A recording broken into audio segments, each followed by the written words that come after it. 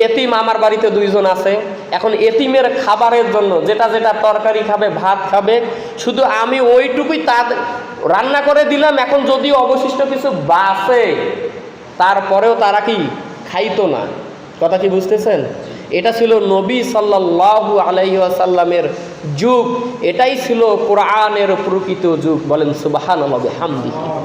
যতটুকু খাবার তাদের জন্য রান্না করা হয়েছে শুধু তারাই খাইতো, আর একটা দানাও নিয়ে তারা খাইতো না। এবং পানি পর্যন্ত, যেটা তাফসিরের মধ্যে আসছে যে পানি খাবে, 1 ঢোক খাবে তাও না, একটা ভাতের দানা খাবে, তারপরেও তারা খাইতো না।